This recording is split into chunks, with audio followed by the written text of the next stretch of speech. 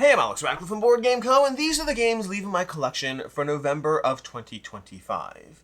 This is also the last normal games leaving the collection video, although even this one's not totally normal when I compare it to the usual. The next ones for the rest of the year, we're going to have a campaign games leaving the collection. I'm going to be doing a massive purge of campaign games, and then a full collection purge, which I think will be pretty extensive. We shall see. And that's partially reflected even in this video. The problem I've been facing over the past several years, honestly, is the fact that while I love playing games, I'm constantly playing new games for the sake of the channel and for covering all that, and then also trying to get in my old games, and also trying to sneak in the occasional campaign game or legacy game. And the end result has been that I still play a ton of games that I love, but the ratio of being able to play the games in my collection versus new stuff means that I'm constantly too optimistic about what actually will get tabled, despite the fact that I like it. I like a lot of games. The 10 games I'm getting rid of today are all games that I really like, that I recently added to my collection. We'll talk more about that in a second. I'm just realizing that I have to be extremely cutthroat about what stays and what doesn't stay based on the reality of how many new games I get to play versus how often I want to play my actual favorite games. And that's partially reflected again in some of the games I'm getting rid of today.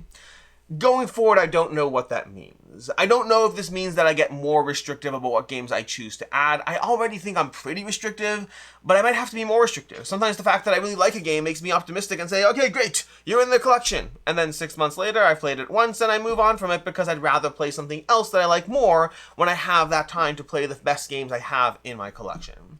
So, not entirely sure where this goes. Again, still love games, still play an absolute ton of games. I just, at the end of the day, between all the things that I do and between my game time, I do find too much of my game time goes towards covering things for the channel, leaving less time to really enjoy my absolute favorite games of all time. So yeah, going forward, we shall see what that means. For this video, it means that I'm getting rid of 10 games that specifically the category I chose for this video is I went through anything I've added to my collection like in the last 6 months plus that I feel likely might not get played as much as I wanted to, despite the fact that there's some pretty there's like 3 game 4, there's some really solid games here. Like most of the games I on this table I've rated a 4 or higher. A few of them a little lower, and I'm realizing, well, we'll get into. We'll go ahead and get into all of it. I'm going to start off with the only one that wasn't really necessarily added to my collection, and that is Punica. Punica is a recent one from Phalanx. This one may not be available yet. Usually these games I don't really actually put in leaving the collection so much as not really having joined. But in this case, I like Punica enough that I was putting it on the shelf and debating whether it was one that I was going to keep and hold on to and add to my 2-player games or not. I was in that debating phase, and I think this is exactly the kind of game that falls in that category where going forward, I should look at it and say, you know what? I think you're great. But ultimately, I'm going to play something like Watergate or Seven Wonders Duel. Like, Seven Wonders Duel is still relatively new. Like, I still do add new games to my collection. I still get those played. But, like, when I'm looking at this, like, would I rather play Punica or Seven Wonders Duel? Punica or Watergate? Punica or Paris of Sicily Muir? Punica or... what else do I have? Caesar. Caesar sees Rome in 20 minutes. That's actually a great comparison to this one.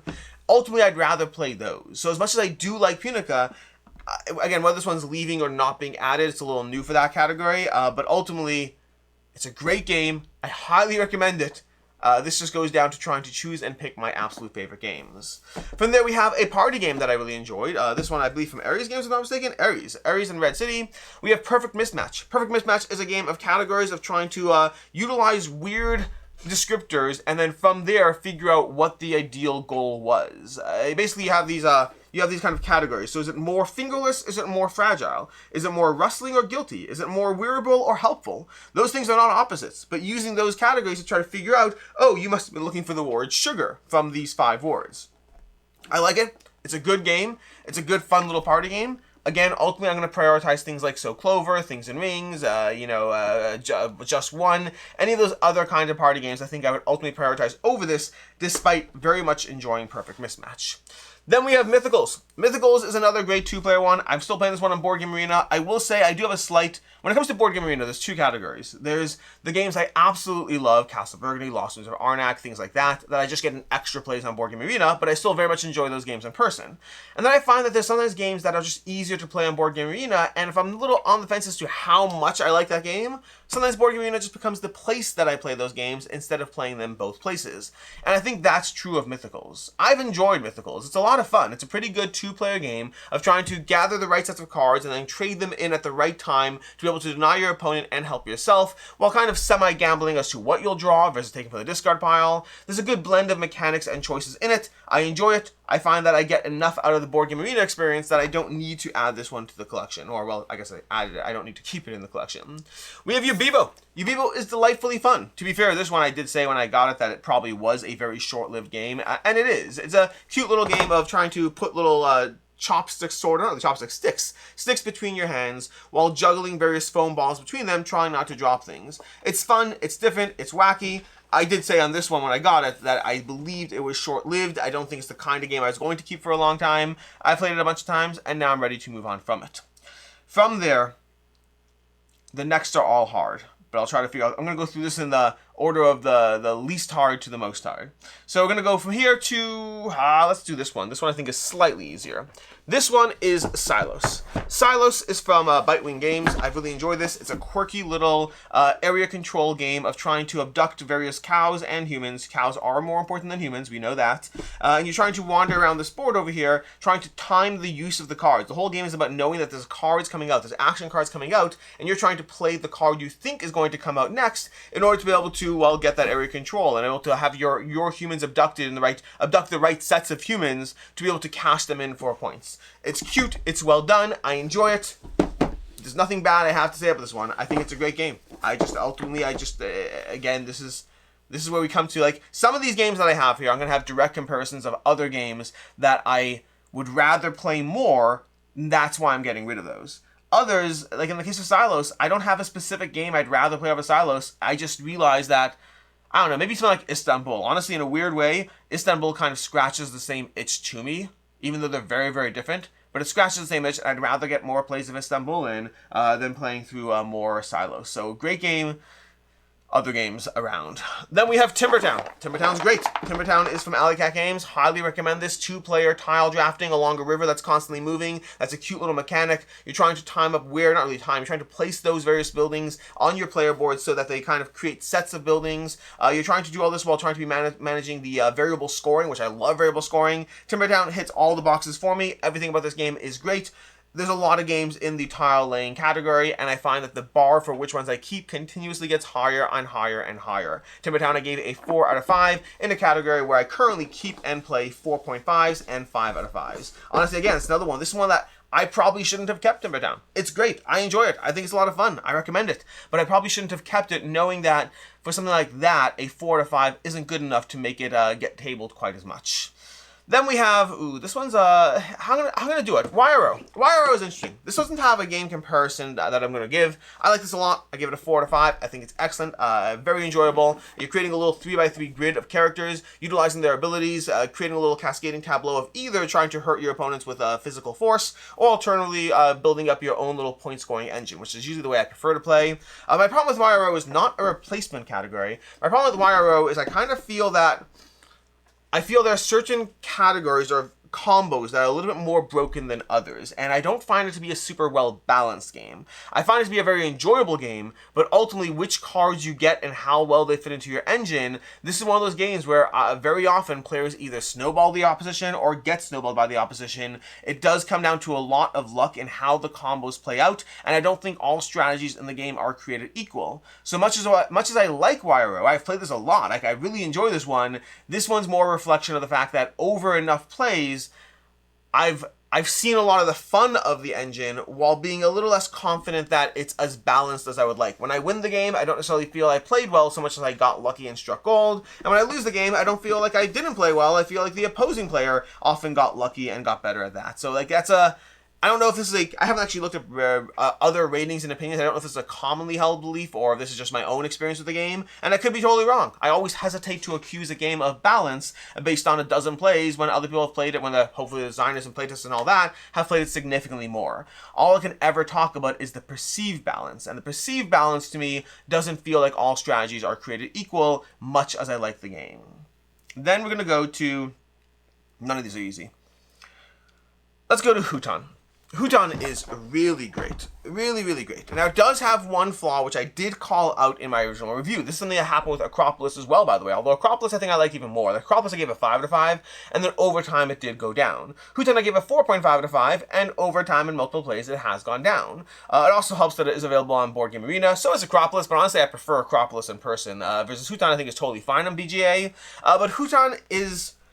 The problem I have with Huton is that while I really love the crunchy scoring aspect of the game and how you try to have to manage the placement and drawing of the pieces, I do find that the variable scoring goals they give don't really feel significantly variable, and overall the game kind of plays the same way each time. That is something I called out in my original review. I said that I am concerned a little bit about that as far as how long this will last because of that.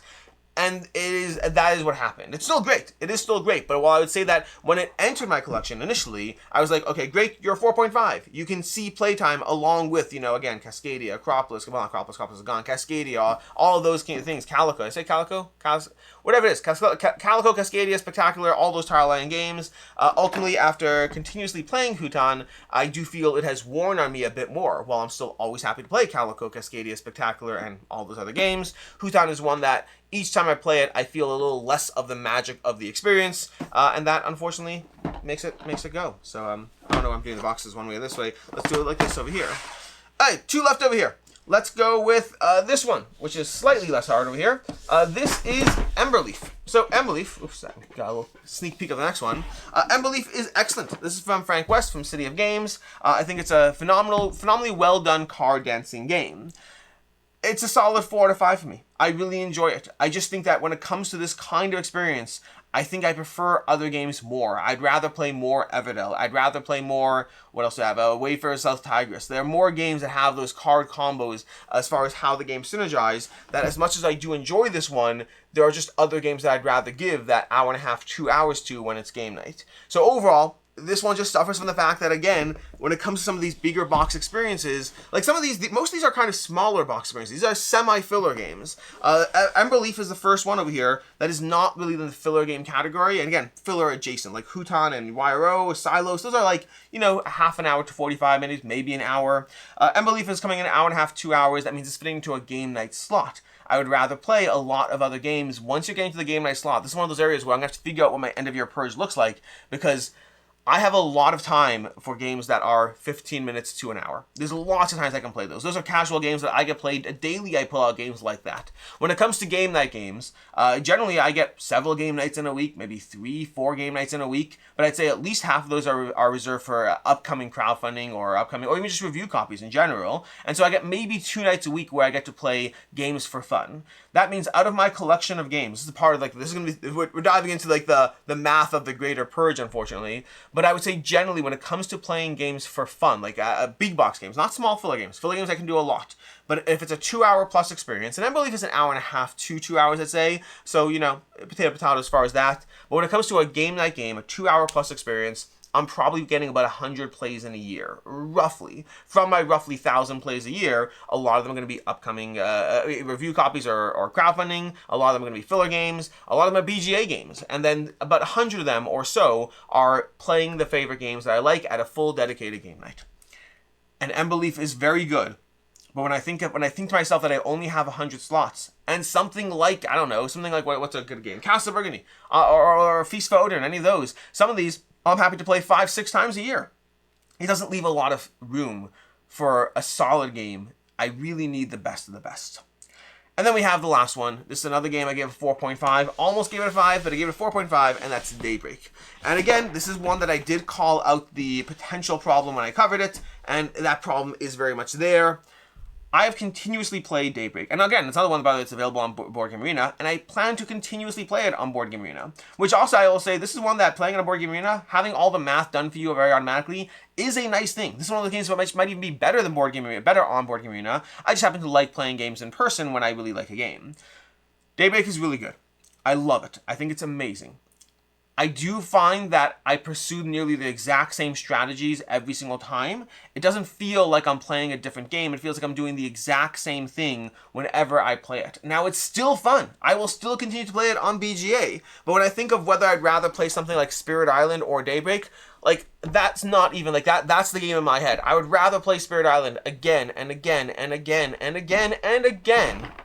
Or Fate of the Fellowship, actually. Now that we have for Lord of the Rings Fate of the Fellowship, that's another great one. I'm really enjoying that one. That's another one that also feels more variable in the experience. The different missions they have, the way the game plays out.